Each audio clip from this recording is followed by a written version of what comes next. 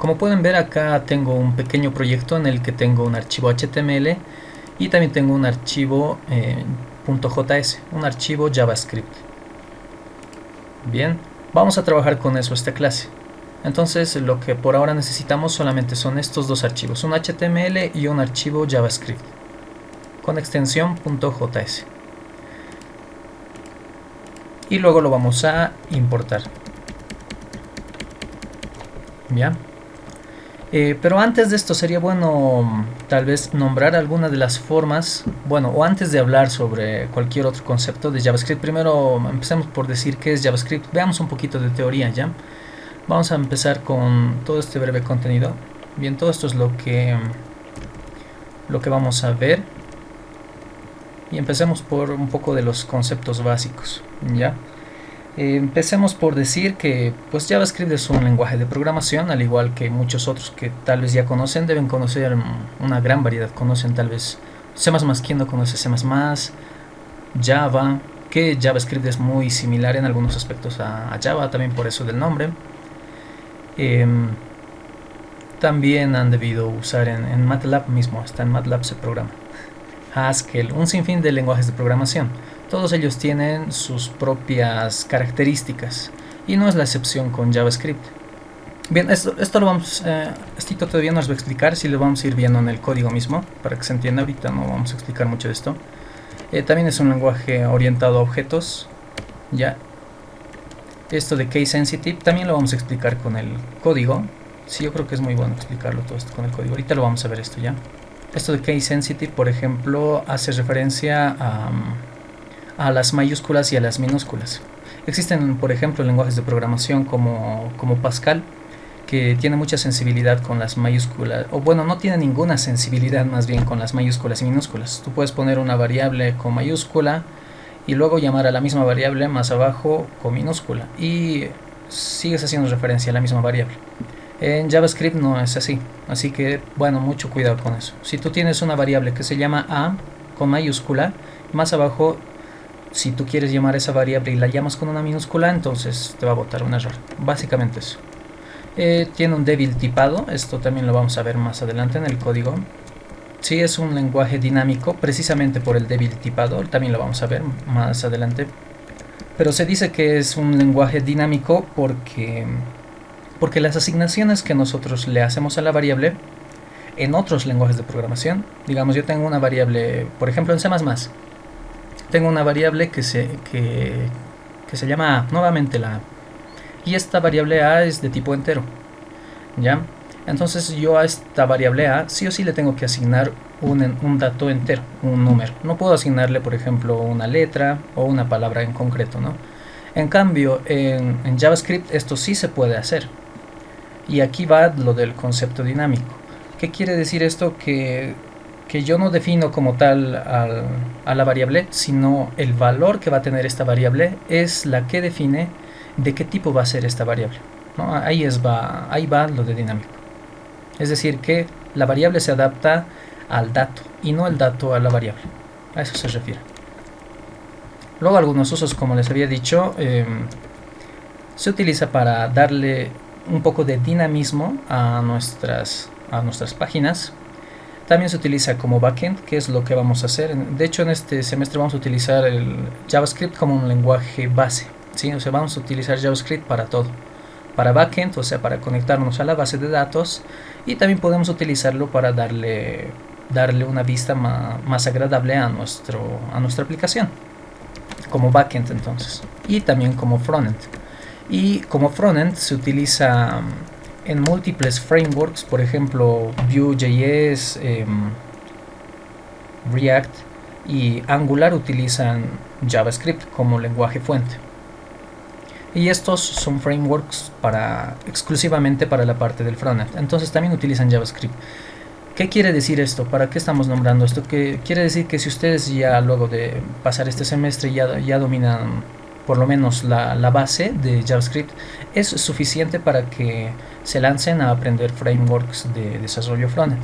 Sí, es suficiente con que tengan un poco de conceptos en JavaScript. Por ejemplo, Angular ya ha evolucionado un poco. Si hablamos un poquito aquí sobre los frameworks, tenemos Vue.js, tenemos React y tenemos Angular. De estos tres, el que yo lo veo más complejo es Angular, el más complejo de aprender. Porque además tiene su propio ya lenguaje que no es tan JavaScript como en estos otros dos casos, sino que Angular utiliza TypeScript, ¿sí? Angular entonces utiliza TypeScript, que es como una extensión de JavaScript, es como una evolución, digamos así. TypeScript es como una evolución de JavaScript, que tiene muchos conceptos básicos, es decir, tú puedes utilizar igual JavaScript en Angular, pero con algunas reglas estrictas que tiene TypeScript. Entonces, ustedes pueden aprender ya estos frameworks una vez que ya aprendan conceptos básicos, o si es que ya lo saben sobre JavaScript. Bien, y alguna de las formas de incluir código de JavaScript, al igual que como habíamos visto en CSS, tenemos formas de incluir código JavaScript en HTML en línea de forma de incrustación, ¿sí? En nuestros mismos elementos HTML y a través de un archivo externo, que es lo que hemos hecho acá en el HTML, es incluirlo a través de un archivo externo, que es la forma más recomendada. Y como yo, por ejemplo, utilizo la primera forma, que es en línea. Es muy similar a los CSS. Por ejemplo, si yo tengo acá un botón, puede ser. Para yo poner estilos, por ejemplo, a los botones, yo aplicaba un style, ¿no? Y ahí yo le ponía los estilos que quería. Le podía poner un margin o lo que sea, ¿no? Digamos así. Muy similar pasa con JavaScript, pero lo hacemos a través de las funciones que podríamos utilizar. Por ejemplo, tenemos todas las que empiezan con on, ¿sí? Con on, son funciones que podemos utilizar con JavaScript. Digamos el onClick, que es el más utilizado. Entonces este es un evento, ¿sí? No son funciones, son eventos. Son eventos que se van a disparar de acuerdo al evento que nosotros estamos llamando. En este caso este evento se llama onClick. ¿Qué significa? Que cuando yo le haga un clic, obviamente a este botón se va a ejecutar cierta acción, o sea, cierto código de JavaScript. Por ejemplo, yo le puedo poner un alert. Un alert es propio de JavaScript. Y me bota una especie de modal muy pequeñito en la parte superior, que muchas veces tal vez ya han visto en sus navegadores. Por ejemplo, aquí le podemos decir hola mundo. Aquí está. Este es nuestro botón y no tiene nada. Presióname. ¿Qué digas? Y le damos ahí. Y ahí está, nos bota este alert con nuestro mensaje hola mundo. Bien, entonces esta es una forma de poner código JavaScript en línea, que no es muy recomendable. Nuevamente, al igual que los estilos CSS, tampoco es recomendable ponerlos en línea, pero al fin y al cabo es una forma.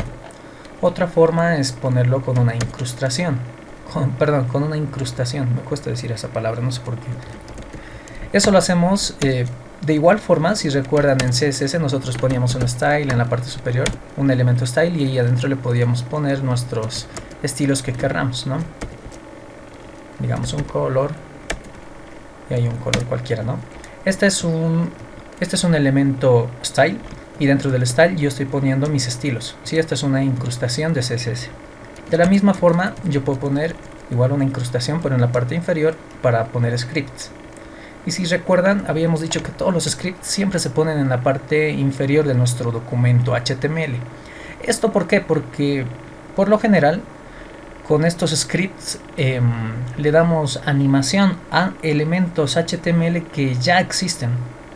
Entonces, si queremos darle animación a elementos HTML que ya existen, o hacer cualquier otra cosa, ¿no? Con elementos HTML que ya existen, tenemos que esperar a que esos elementos existan para poder utilizarlos. Por tanto, si yo pusiera estos scripts en la parte superior, me botarían algunos errores en mi código. Por lo tanto, entonces por eso siempre es recomendable ponerlo en la parte inferior, ¿ya? Entonces aquí nuevamente puedo poner un alert, por ejemplo, y le ponemos otra vez el mensaje hola mundo otra vez. Volvemos y actualizamos. Y luego de lo que se renderiza esta vista, recién se ejecuta el script que está hasta el final. Y ahí le damos en OK. Ahora podemos abrir las herramientas de inspección, que eso lo hacemos con las teclas Control Shift I. Y ya depende de ustedes si pueden acomodarlo a la izquierda, a la derecha o en la parte inferior, según su comodidad. Podemos irnos a Network y luego volvemos a actualizar esto. Y vemos que nuestro, por ejemplo, aquí carga todos los scripts, archivos externos .js que yo estoy utilizando. Por ejemplo, este script que está acá. Y aquí en la parte inferior, en esta lista de scripts, pues se cargan esos scripts. Y yo puedo ver incluso su contenido. Bueno, en este caso no, es que no tiene nada. Ya, sigamos. Esto después lo vamos a ver. Pero una de las herramientas que más vamos a utilizar para más que todo depurar nuestro código es la herramienta de consola. Y aquí vamos a ver si nos bota algunos errores nuestro código, qué está pasando, podemos incluso hasta botar mensajes, etc. Ya vamos a utilizar mucho esto. Bien, entonces estas son las tres formas de poder ejecutar código JavaScript a través de HTML, ¿no? Siempre a través de HTML. Necesitamos un HTML para poder utilizar JavaScript. Bien, entonces tenemos estas tres formas de poder utilizar JS. Y ahora veamos las variables. ¿Cómo declaramos variables en JavaScript? Que esto ya es muy diferente a otros lenguajes de programación que tal vez han visto. Perdón, que ya hemos visto antes. Y hablemos sobre los tipos de variables que existen. Entonces, yo defino una variable por un nombre en específico. Digamos, mi variable va a ser, qué sé yo, puede llamarse cualquier cosa. Variable. Qué creativo. Ya, esta es mi variable. Se llama variable.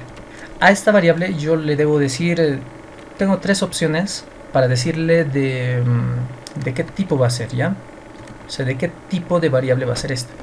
Y los tipos de variables que existen en JavaScript son tres, pero uno de ellos ya no se utiliza mucho. Antes, por ejemplo, se utilizaba solamente el tipo de variable var. O sea, se definía todas las variables como var. Y paré de contar. Bien, en estos últimos años esto se ha actualizado. Ahora se utiliza el const y el let, que tal vez ya lo han visto por ahí. Si ven algún tutorial, por ejemplo, a veces uno quiere aprender un poco más. Y si ven que en ese tutorial están utilizando var, entonces es una muy buena señal, o mala más bien, de que el tutorial no está actualizado o no es muy bueno, ¿ya? Bueno, es solo un dato. Ahora se utiliza el const y el let. Y respectivamente estos, ¿qué es lo que significan? Empecemos con el const. Vamos a definir a una variable. Perdón, hemos escrito mal aquí. Const, como const. Siempre y cuando el valor que tenga esta variable no cambie a lo largo de mi código. Creo que esto ya lo nombramos la clase anterior, o hace unas 2 clases tal vez, pero no está de más recordarlo. Por ejemplo, miren qué es lo que pasa si yo a variable le vuelvo a asignar otro valor diferente. Esto ya me marca un error. Y si nosotros acercamos, esto nos dice que esto está declarado como constante. Y solamente puedo leer este valor, no modificarlo, ¿no? Entonces eso es const. Si nosotros tenemos una constante, que sé yo, podría llamarse esto pi, y podría tener el valor de pi, 3.1415, ¿no? Entonces esto es una constante que a lo largo de nuestro código no va a cambiar. Si tenemos variables de este tipo, entonces las declaramos como const. Es una buena práctica utilizar esto. Podría declararlo todo como let, que es a lo que vamos a describir ahorita. Que let es todo lo contrario. Digamos, yo tengo una cadena que nuevamente se llama hola. Luego esta cadena la vamos a mostrar. Document. Para mostrar un mensaje, para imprimir un fragmento de mensaje, que se llama un hola mundo en JavaScript, hacemos un document.write. ¿Ya? Más adelante vamos a ver todas las funciones que tiene guardaditas este document, pero por ahora vamos a utilizar el document.write. Y aquí vamos a imprimir este mensaje. Luego volvemos y actualizamos. Le damos OK acá. Y nos ha impreso un mensaje. Y ustedes dirán, si en HTML yo los mensajes que voy a escribir los pongo dentro de un elemento HTML para poder mostrarlos, entonces este mensaje, ¿será que me lo ha puesto dentro de un elemento HTML? Pues la respuesta para este caso es no. Solo lo pone como un elemento como tal. Y ya. O sea, no pone un elemento como tal. Solo pone el mensaje como un texto plano. Ahí está. No está nuestro texto plano. No es algo así como un elemento de línea y no un elemento de bloque, que solo ocupa el espacio que ocupa su contenido. ¿Ya? Eso es lo que hace el document.write. Por si hay dudas, ¿no? Tal vez uno dice, no, tal vez me está creando un elemento por ahí. Entonces, vale aclarar eso. Entonces tenemos eso ahí. Ahora, lo que yo puedo hacer con este K es modificarlo. Ahora puedo decir que K va a valer chao, digamos. Esto vamos a borrar. Bien, ya dice chao, ¿no? Pero si yo lo declaraba como un const, entonces eso me iba a botar un error, ¿no? De hecho, todos los errores podemos verlos aquí. Y en la parte superior derecha de nuestro inspeccionador vemos cuántos mensajes de error me ha botado. Aquí en esta partecita de aquí, ¿no? Y ahí dice error de tipo, ¿no? Esto tiene que ser let. Ya, entonces esto es muy indiferente. Como les había dicho, es un lenguaje dinámico donde las variables se adaptan al valor que nosotros le ponemos y no los valores a las variables, ¿no? Entonces este es un let, es un K que es un let, pero este K podría ser bien un carácter, podría bien ser un número, podría bien también ser un valor true o false, un booleano. Eso ya depende de nosotros. Por eso se dice que JavaScript tiene un tipado débil, tiene un tipado muy débil, ¿no? Eso está en función a nuestras necesidades, el ponerle el valor que nosotros querramos. Pero de todas formas, los tipos de datos que admite JavaScript son number, y en number va todo lo que ustedes ya conocían antes, como ints, floats, doubles, o sea, todo esto se globaliza como number. Pero solo vamos a hablar de number de esta manera. O sea, vamos a decir que existen tipos de datos numéricos, pero no los declaramos como tal. O sea, no vamos a decir que este es un K, que es un entero. O sea, no vamos a decir, digamos, let, int, K, que es algo parecido, que es lo que haríamos en C++. En este caso no, solo le ponemos o let o const. El var ya no se utiliza. Bien, entonces tenemos number, que incluye todos los valores numéricos que ustedes ya conocen. También hay el long, hay muchos, ¿no? Después tenemos el tipo de dato boolean, que en este caso se llama boolean y no se llama bool. Y tenemos los strings. Bien, solamente tenemos esos tres. Muy fácil, ¿no? Para utilizar al menos y manejar datos va a ser mucho más fácil utilizarlo por este mismo hecho, ¿no? CE. Casos especiales. Creo que tengo que poner los nombres completos, a veces me olvido por qué los pongo. Bien, existen ante esto algunos casos especiales. Estos casos especiales que existen, que lo voy a anotar aquí mismo, son cuando nuestras variables, los valores que a veces tienen, suele botarnos, por ejemplo, null, suele botarnos un defined, y un none a veces nos bota. Si estos tres son los más conocidos, bueno, al menos los que yo conozco. Que null significa que es un dato que existe, que está declarado, pero está declarado como vacío, ¿no? Esto ya lo hemos visto, por ejemplo, en estructura de datos. Undefined es cuando una variable no tiene definido un valor. Y después tenemos el none, que el none significa que no es un número, significa que el resultado o la variable que queremos mostrar no es un número. Bien, también existe, ahorita vamos a ver, más adelante vamos a ver esto, no se preocupe. Vamos a pedir datos a través de un prompt. Básicamente es como un input propio de JavaScript, que ya está todo preparadito. Es un input al cual nosotros le tenemos que meter directamente datos. Entonces le ponemos prompt. Ahí está prompt. Y aquí nosotros vamos a poner nuestro mensaje. Sí, un mensaje. Digamos, introduce un mensaje. Pero antes vamos a eliminar esto de aquí, que no me está gustando, cada rato está saliendo.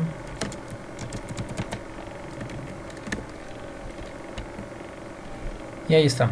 Actualizamos y este es un prompt. Bien, entonces nosotros le decimos aquí hola. Y no hace nada. No, entonces lo que hace el prompt además es rescatar ese dato o el mensaje o lo que ustedes hayan introducido por teclado y lo tiene ahí guardadito, pero nosotros podemos asignarle ese dato a una variable. Digamos que se llame car y le diremos introduce tu nombre. Y luego que nos diga aquí un mensajito que diga hola car. No, en la variable car se va a guardar el nombre de quien haya introducido su dato, ¿no? Su nombre. Entonces actualizamos, nos dice introduce tu nombre, nosotros le ponemos José y nos dice hola José. A ver, esto está feito, vamos a hacer que este mensaje aparezca aquí abajo. Bien, otra cosa que podemos hacer aquí es introducir fragmentos de código HTML.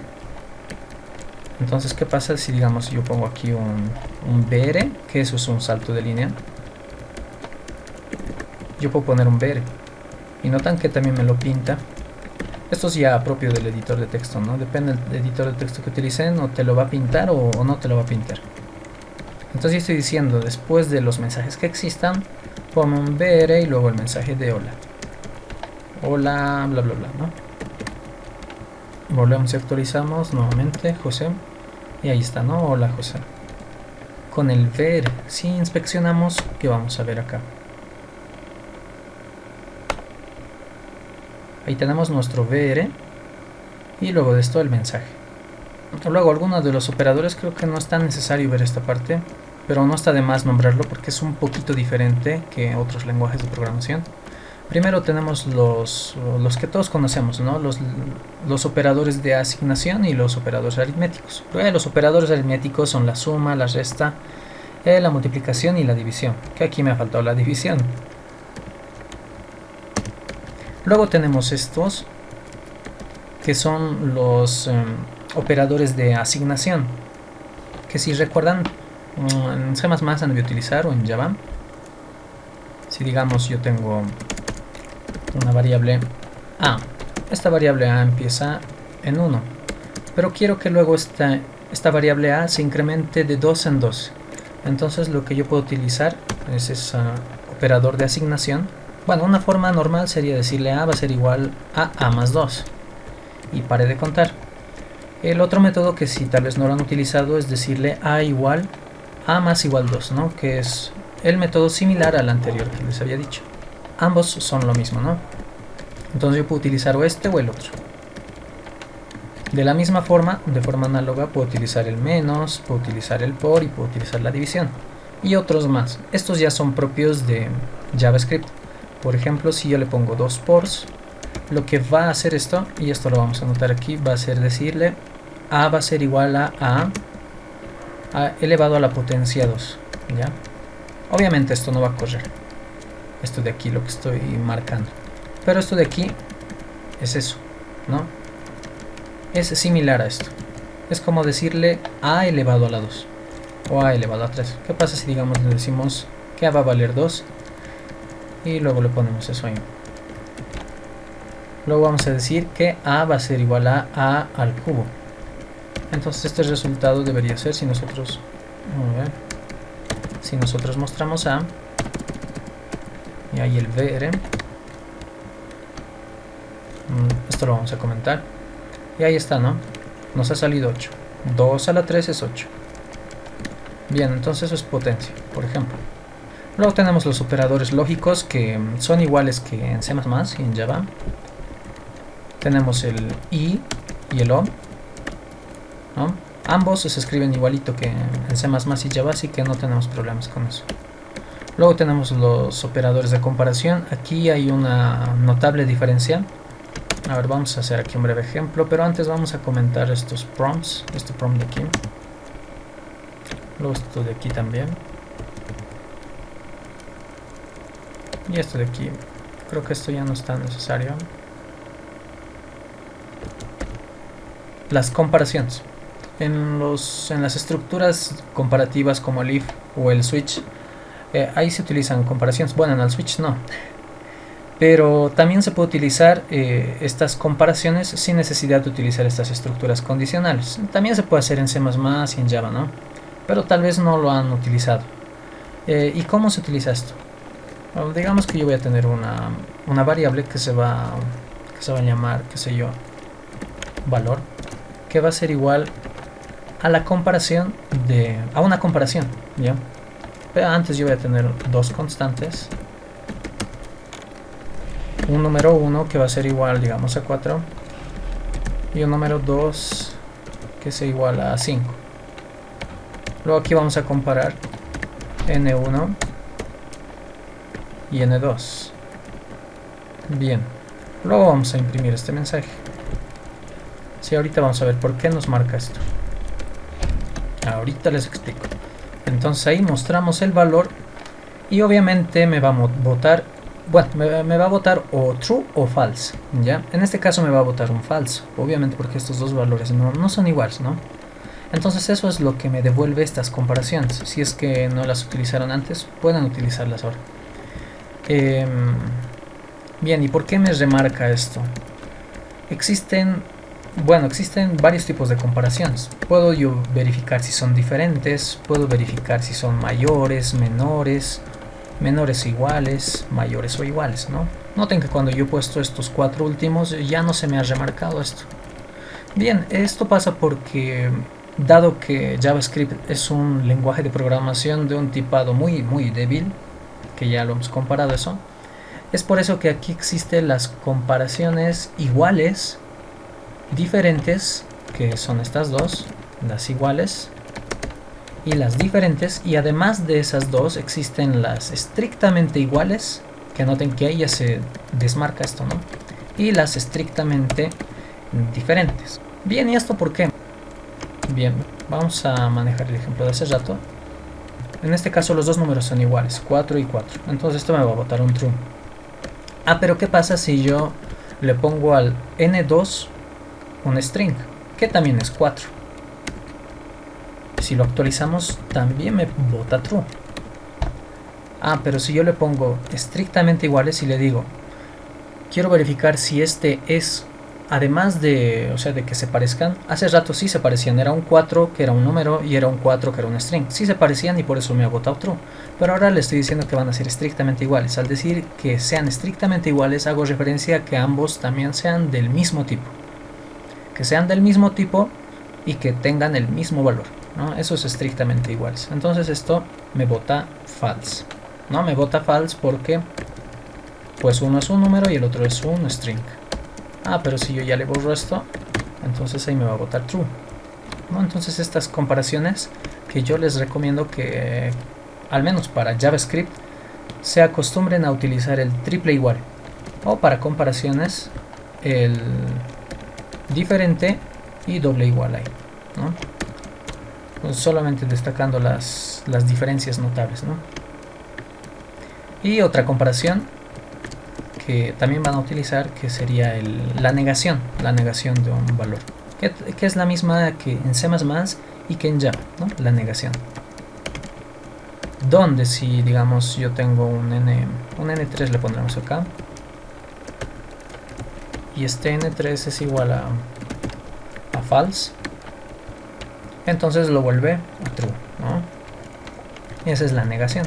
Continuamos. Hablemos sobre las concatenaciones. Bien, las concatenaciones también tienen algunas cositas más nuevas de las que ya conocen. Por ejemplo, esta es una concatenación, ¿no? Esta es una concatenación. Estoy concatenando un valor con un fragmento de código HTML, o que podría ser un mensaje cualquiera, digamos. Ahí hola le podría incluso poner, ¿no? Bien, esto es un tipo de concatenación normal que siempre se utiliza. Otro tipo válido, uno es con comillas simples y el otro es utilizando las comillas dobles, que prácticamente es lo mismo, ¿no? O la true, ¿no? Bien, pero existe un tercer método para concatenación, que bueno, es el que a veces yo utilizo, al menos si los mensajes son con muchos datos que concatenar, y que tiene también algunas ventajas muy notables, y son utilizando los backticks, que son las comillas invertidas. Tal vez oyeron hablar sobre ellas. Vamos a irnos aquí al código y a ver, vamos a concatenar un mensaje que diga el número 1 es n1, el número 2 es n2, y todo eso lo vamos a poner dentro de una constante que diga mensaje, const mensaje. Entonces vamos a aplicar las comillas invertidas, que son estas. Noten que es como un acento, pero hacia el otro lado, ¿no? Entonces es el que van a utilizar. Ponen uno de apertura, uno de cierre, y ahí adentro ponemos nuestro mensaje. El número, o el primer número es, ahí vamos a poner nuestro número, y para poner nuestro número no vamos a utilizar los más para poder concatenarlo, lo vamos a hacer todo aquí adentro, Entonces para eso voy a utilizar el símbolo de dólar y voy a abrir y cerrar llaves. Noten que incluso esto cambia de color. Entonces dentro de estas llaves yo voy a poner el nombre de mi variable, en este caso n1. Luego separo de un espacio y pongo el segundo número, cc, n1, n2, y nuevamente igual. El símbolo de dólar, abro llaves, pongo el número o la variable en concreto y luego cierro llaves. Bien, y esto es exactamente igual a poner lo que estoy poniendo aquí abajo. Hace una concatenación que es más entendible, que es más fácil de poder concatenar incluso. Más rápido podrían hacerlo. Vamos a mostrar este mensaje primero. Y ahí está, ¿no? El primer número es 4 y el segundo número es 4. En este caso son el mismo.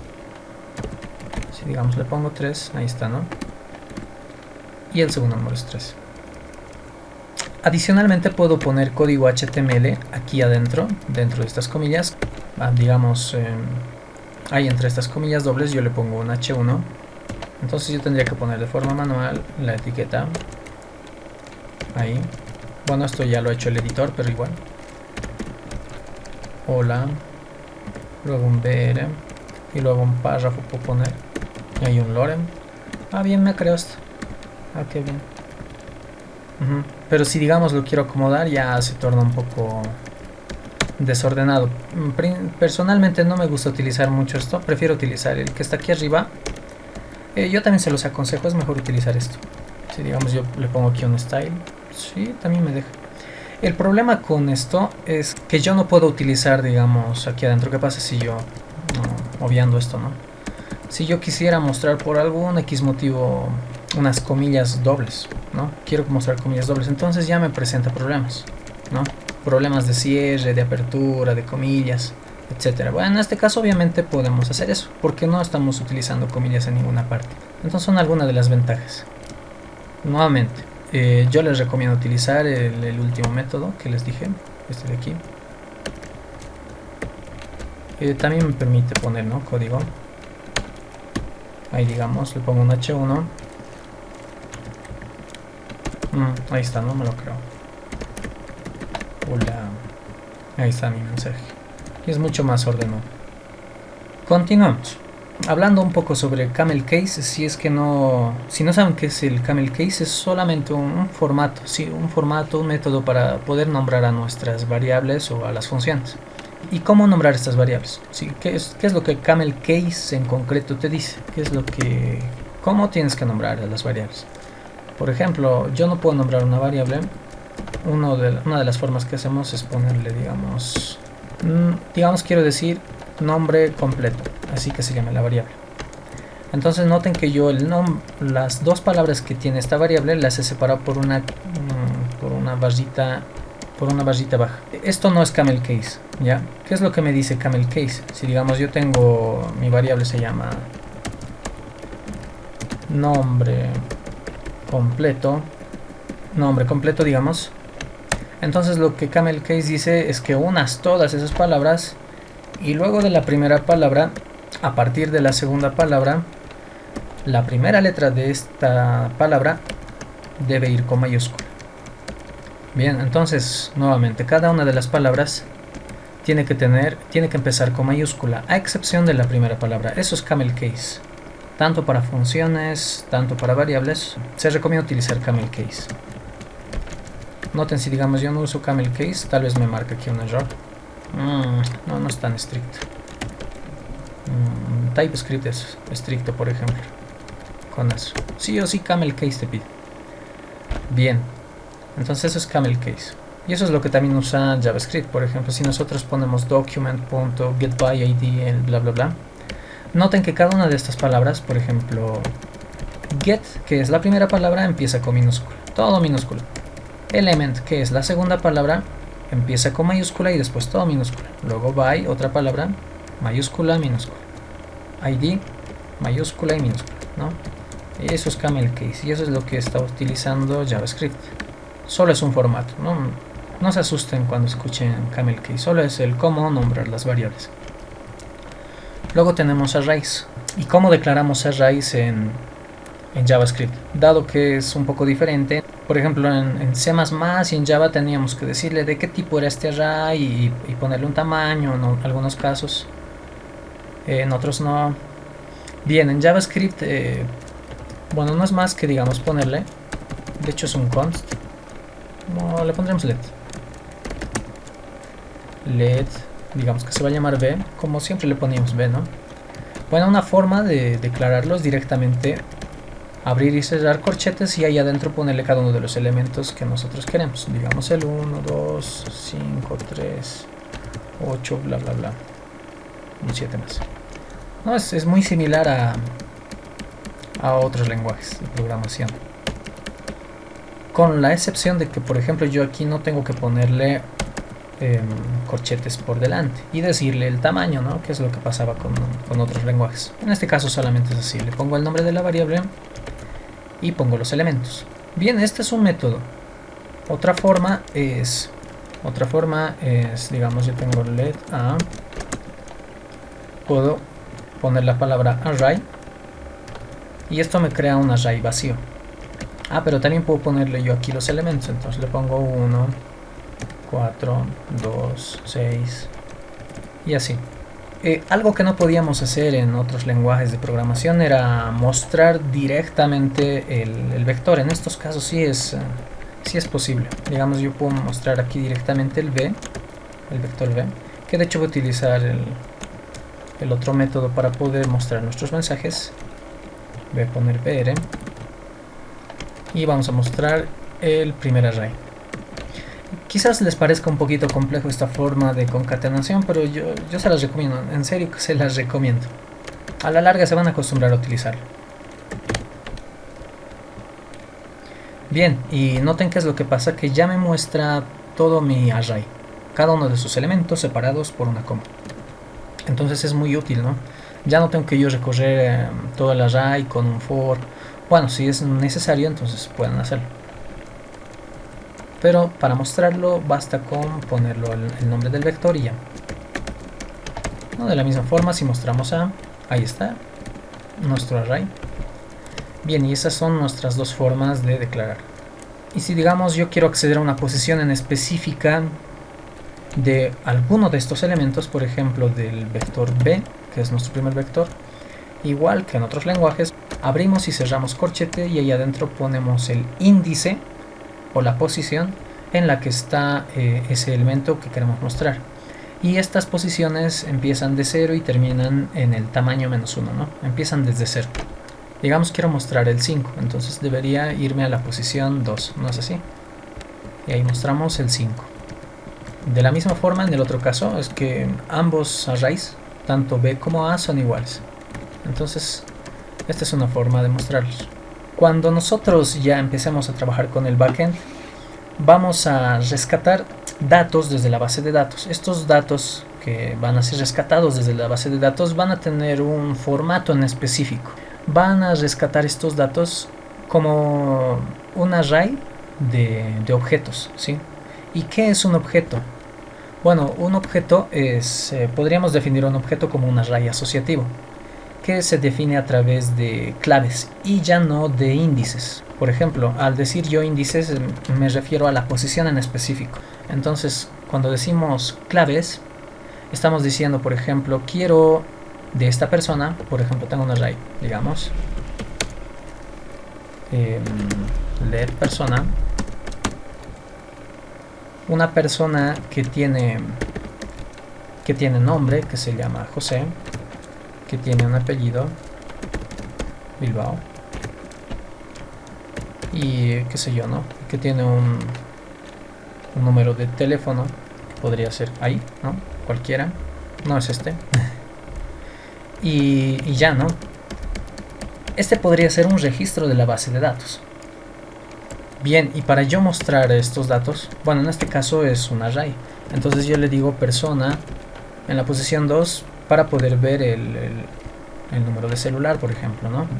O en la posición 0 para ver su nombre. En la posición 1 para ver su apellido. Pero no es lo que vamos a hacer con nuestros objetos que van a venir desde la base de datos. Esos van a ser objetos.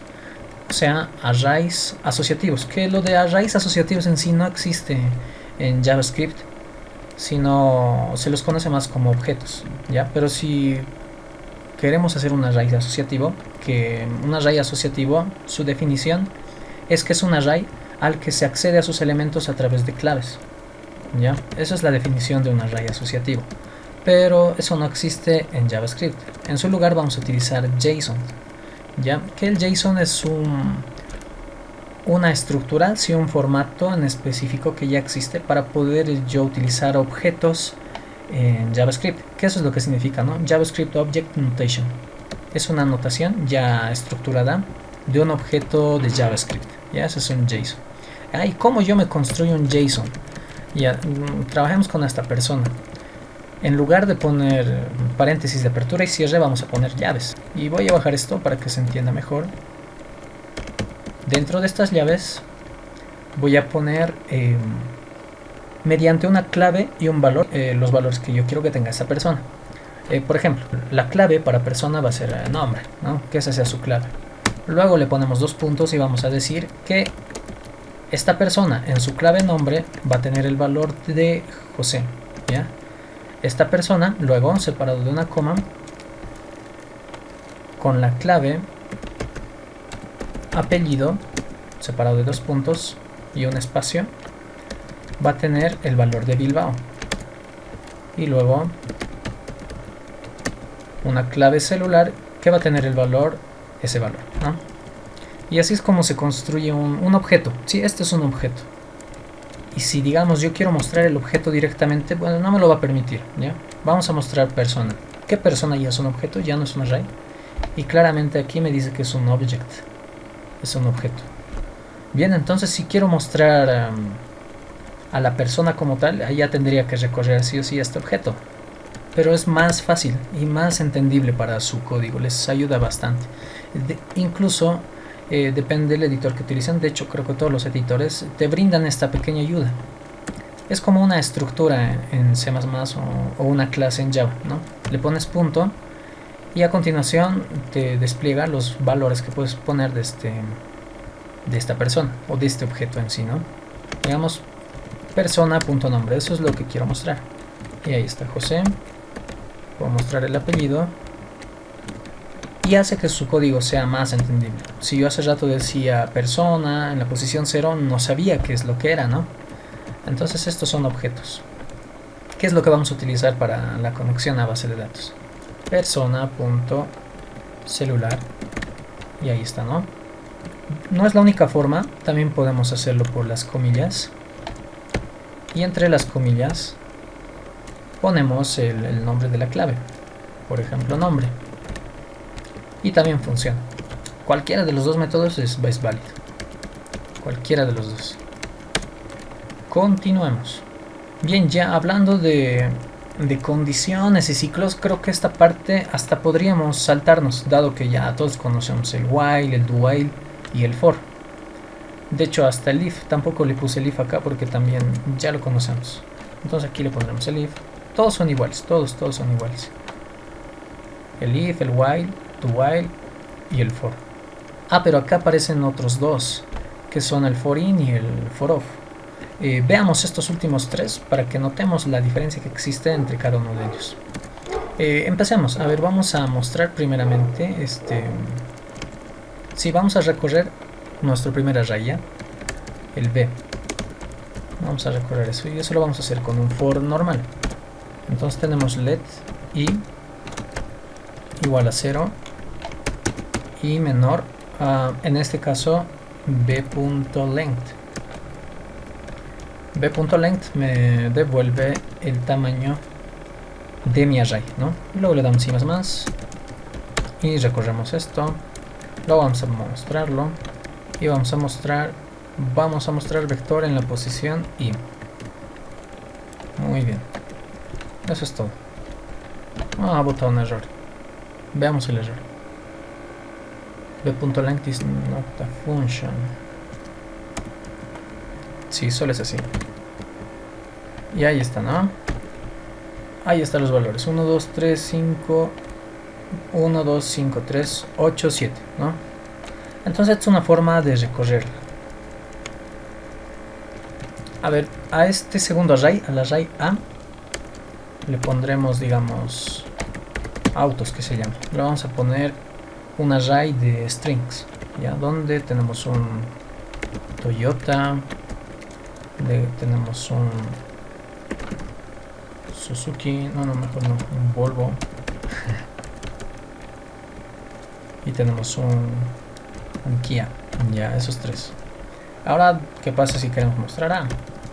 Pues va a pasar lo mismo. Es que con esto quiero mostrarse el ejemplo, se va a ver mejor. Autos se llama, ¿no? Ya le hemos cambiado el nombre.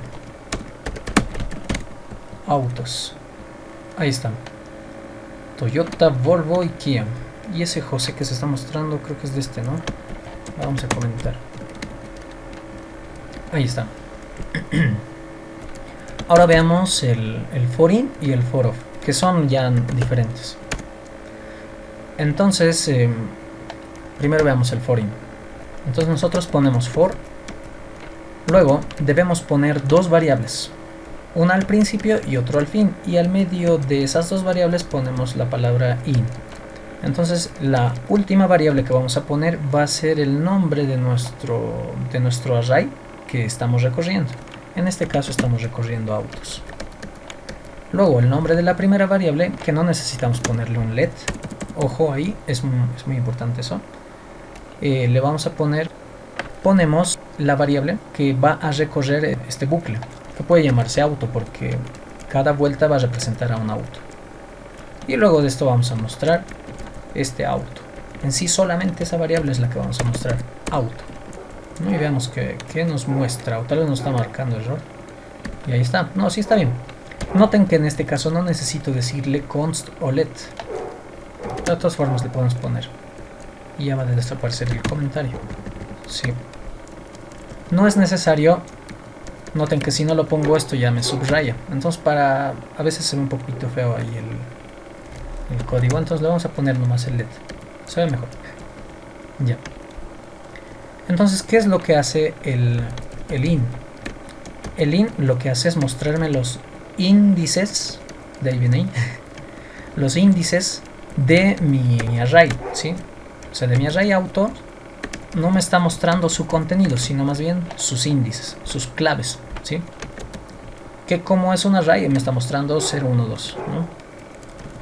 Entonces si yo utilizo el off, pues el off no es lo mismo, obviamente, porque si no, no hubiera, ¿no? El off lo que hace es, en lugar de mostrarme los índices, me muestra cada uno de los registros, ¿no? Ahí está, Toyota, Volvo, aquí. ¿No? Entonces, si yo hago una pregunta aquí y digo, ¿utilizo el primer for o utilizo el for off? ¿Cuál me conviene utilizar? Pues yo creo que el for off, ¿no? directamente me muestra sus valores, sin necesidad de yo decirle en la posición tal, así, ¿no? Directamente me muestra el valor del registro. Reiterar, el in me muestra la clave y el of me muestra el valor. Clave, valor, ¿no? Y esa es la diferencia entre esos dos. Existen saltos que tal vez también llegaron a utilizarlo en algún punto en C++ o en Java. Por ejemplo, yo utilizaba mucho el break. Que el break se utiliza para terminar un ciclo, ¿ya? Digamos, por ejemplo acá, y aquí le vamos a poner un poquito más de registros antes. Vamos a volver a copiar los mismos registros, pero que este sea Toyota 2, Volvo 2 y Kia 2, ¿ya? Entonces si volvemos, solamente tenemos más registros, ¿ya? Nada más. Y a ver, ¿qué más vamos a hacer? Luego vamos a comentar esto. A ver, de hecho, estos dos, vamos a mostrar este ejemplo del break con el for que sabemos utilizar, que es este primer for. Entonces el break lo que hace es darle un break al ciclo. Digamos, si yo le doy un break al principio acá, ¿qué es lo que va a pasar? Que el break se pone así nomás. Entonces, ¿qué es lo que va a pasar? Va a entrar al ciclo, me va a mostrar el primer mensaje y después de eso me va a decir break. Y el break lo que va a hacer es salir directamente del ciclo en el cual esté inmerso, o sea, de este ciclo, ¿no? Si nosotros actualizamos, solo me muestra Toyota, que es mi primer registro, y luego de eso se sale. Por ejemplo, si yo le digo if CI es igual a 3, que noten, mejor si le ponemos triple igual. Entonces me muestra el registro 0, 1, 2 y 3. Y después de mostrarme el 3, se sale del ciclo, ¿no? Si nosotros borramos esto, pues me muestra todo, ¿no? Entonces eso es lo que hace el break. Hace un break, hace un recreo, ¿no? Como sabíamos decir. Y por otro lado, ¿qué es lo que hace el continuo? Vamos a volver al mismo ejemplo. Y de hecho, a ver, esto lo vamos a comentar un momentito. Y pongamos el continuo primero, así como tal. Bien, si volvemos y actualizamos, pues no tenemos cambio. Lo que hace el continue es continuar mi código, ¿sí? Anula la primera vuelta, todo lo que esté después de continue, todo lo que esté aquí, todo el código que esté, lo va a anular y va a continuar el código. Y como no tenemos nada, entonces no está anulando nada. Si yo pongo esto sobre mi mensaje, entonces ya no me va a mostrar nada. Porque ¿qué es lo que pasa? Mi ciclo no se ha anulado, o sea, el ciclo sigue repitiéndose. Pónganse que el ciclo se repite 5 veces, entonces las 5 veces se va a seguir repitiendo mi código. Pero cada vez que llegue a continue, todo lo que esté debajo de este no se va a ejecutar. Y vuelve, y todo lo que está aquí arriba sí se va a ejecutar. Pero cuando llegue al continue, todo lo que esté debajo no se va a ejecutar. Podemos ver este ejemplo de forma más clara. Cortando esto, a ver, esto vamos a cortar y lo vamos a llevar aquí arriba. Vamos a descomentar estas dos líneas y vamos a pegar el continuo ahí adentro. Y aquí le vamos a decir, cuando i sea igual a 3, continúe. ¿Qué quiere decir eso? Que el registro 3 no se va a mostrar. O sea, todo lo que esté debajo del continue, recuerden que no va a correr, no se va a ejecutar. Pero después todo lo demás se va a ejecutar de forma normal. Si volvemos y actualizamos, tenemos el registro 0, 1, 2 y el Toyota 2 ya no hay, que era el registro 3. Luego el Volvo 2, el Kia 2 están normal, ¿no? Entonces eso es lo que hace el continuo. Espero estamos bien hasta ahí, no sé si estamos corriendo mucho. Veamos esta clase como una metodología de la programación en JavaScript, pero muy express, muy veloz. Luego tenemos funciones, que esto no sé por qué lo anoté. Y aquí vamos a destacar, si bien existe varios métodos para poner funciones en JavaScript, perdón. La propia de JavaScript es las funciones flecha. Existen otras dos que también vamos a ver, pero la que más destaca acá son las funciones flecha. Y bueno, cabe destacar que las funciones son fragmentos de código que no se van a ejecutar de forma inmediata, sino más bien se van a ejecutar únicamente cuando hagamos un llamado a ellos, ¿no? Es decir, o sea, todo lo que está aquí en el código, todo lo que está hecho, se está ejecutando todito. Pero si nosotros declaramos una función por ahí, entonces esta función solamente se va a declarar cuando nosotros llamemos a esto. Bien, a ver, hagamos un ejemplo acá. Aquí vamos a poner funciones. Bien, entonces un primer método para declarar funciones es, bien, empezamos por la palabra function y luego ponemos el nombre de nuestra función. Y ahí ya me ha puesto hasta ayudas. Vean, este es un método. Y esta función se va a llamar, a ver qué se puede llamar, suma de dos números. ¿Ya? ¿Qué va a recibir como parámetro dos números? Entonces, ¿cómo yo paso parámetros a una función? Como saben, como ya habíamos dicho, JavaScript tiene un débil tipado. Entonces, los parámetros que yo le pase a estas funciones, se los pasa así. O sea, no les voy a decir un let, ni tampoco les voy a decir de qué tipo son. ¿Ya? Eso lo voy a definir más abajo. ¿Y con qué me refiero a definir? Es que estos valores de las variables se van a adaptar a los resultados que yo quiero mostrar. Entonces tenemos ahí, asumo que A y B van a ser números. O sea, solo estoy asumiéndolo. Esa es la desventaja de JavaScript quizás. Entonces yo aquí voy a retornar A más B. Listo. Ya, eso es lo que va a hacer mi función. Y si volvemos y actualizamos, no se ejecuta nada. Bien, pero después de esto yo quiero un alert que diga, y aquí voy a hacer la referencia a esta función, suma dos números. Y luego le voy a pasar dos números, 4,7. Y aquí la coma, o sea, 4 más 7, ¿no? 11, ¿no? 4 más 7, 11. Entonces esta es una forma de llamar a funciones. O de declarar funciones. Esta es una forma. Bien, otra forma de declarar funciones. Ya, 2. Ya esta va a ser resta de dos números. Ya. A partir de una variable. La variable se va a llamar resta, que se llame. Y vamos a decir que esta resta va a ser igual a esta función. Y vamos a borrarle el nombre de la función. O sea, le estamos diciendo la variable resta. Y dado que esto se puede hacer porque JavaScript tiene un débil tipado nuevamente, entonces vamos a decir que la variable resta va a ser igual a una función. ¿Qué función? O sea, la función no tiene un nombre, pero asumimos que va a devolver algo, o sea, va a retornar algo. Entonces le vamos a decir que va a ser igual a esta resta del número a menos b. Y ahí está resta. ¿Y cómo vamos a llamar esta función si no tiene un nombre? Ah, pues le posamos el nombre de la variable a la que le hemos asignado esa función. Y luego vamos a restar 4 menos 7. Lo actualizamos y nos sale menos 3, ¿no? Entonces ahí tenemos dos formas de poder utilizar funciones. La primera, sí, ya muchos todos creo que ya la conocemos, porque es una forma muy clásica, ¿no?, de nombrar las funciones. La segunda no tanto. Ahora la tercera, que es la forma de funciones flecha, que es ya propia de JavaScript. Vamos a anotar eso. Bien, entonces una función flecha viene de la siguiente manera. Abrimos y cerramos paréntesis y luego aquí le ponemos una flechita con un igual y un mayor, ¿ya? Y luego abrimos y cerramos llaves. Y esto ya es una función flecha, ¿ya? Es muy similar a esta de acá, solo que en vez de función, o sea, el function digamos que lo hemos borrado y en vez de function hemos puesto una flechita. Y es prácticamente lo mismo, ¿notan? Lo mismo que lo de abajo. De hecho vamos a hacer, a ver, esta para producto que sea. Y también va a agarrar dos números como parámetro, A y B. Y ahí está la función flecha. Y también lo vamos a asignar a una variable que se llame producto. Va a ser igual a esta función flecha. Y esta función flecha va a retornar A por B. Ahí está.